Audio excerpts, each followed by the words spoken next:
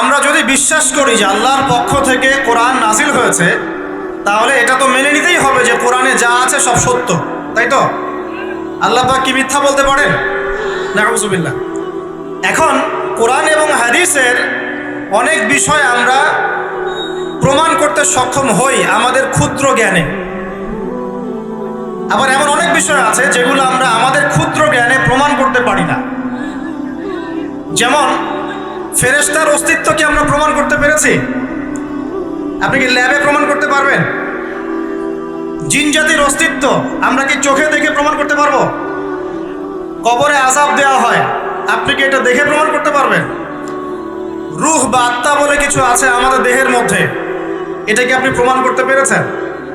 অনেক সময় মুমিন ব্যক্তি স্বপ্ন দেখে এবং স্বপ্নগুলো সত্য হয়, হয় কি না? এবং হাদিসে এসেছে শেষ জামানায় মুমিন ব্যক্তির স্বপ্ন কিন্তু সত্য হবে বেশি বেশি। তো এখন এই যে এমন কিছু বিষয় যেগুলো আমরা বাহ্যিক জ্ঞান দিয়ে প্রমাণ করতে পারছি না, কিন্তু আল্লাহ রাব্বুল আলামিন বলেছেন এগুলো সত্য, আমরা চোখ বন্ধ করে বিশ্বাস করি কি না? বিশ্বাস করেন কি না? জান্নাত দেখেছেন? জাহান্নাম দেখেছেন? না দেখে বিশ্বাস করি কি না? ইমানের কয়টা পিলার বলেন তো দেখে ভাই? কয়টা? ছয়টা। কয়টা?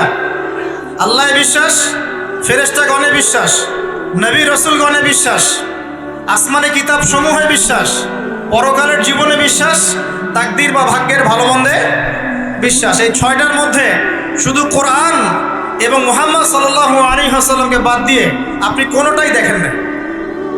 দেখেছেন? আল্লাহকে দেখেছেন?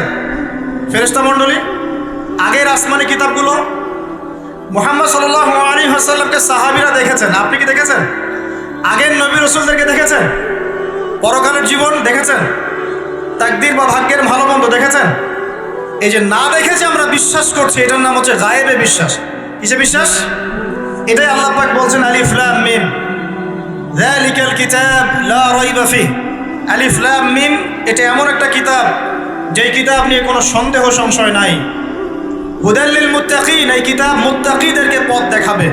কারা মুত্তাকি? আল্লাযীনা ইউমিনুনা বিল গায়বি, যারা এই অদৃশ্যে বিশ্বাস করে। বলেন সুবহান।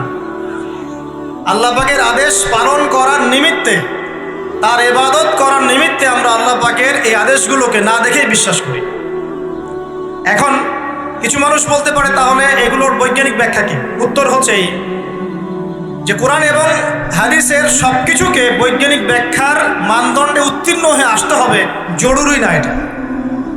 কারণ বিজ্ঞানের অনুসিদ্ধান্তগুলো সময়ে সময়ে বদলে যায়। আল্লাহ রাব্বুল আলামিনের বিধান কখনো বদলাবে না। কথা কি বুঝতে পারছেন?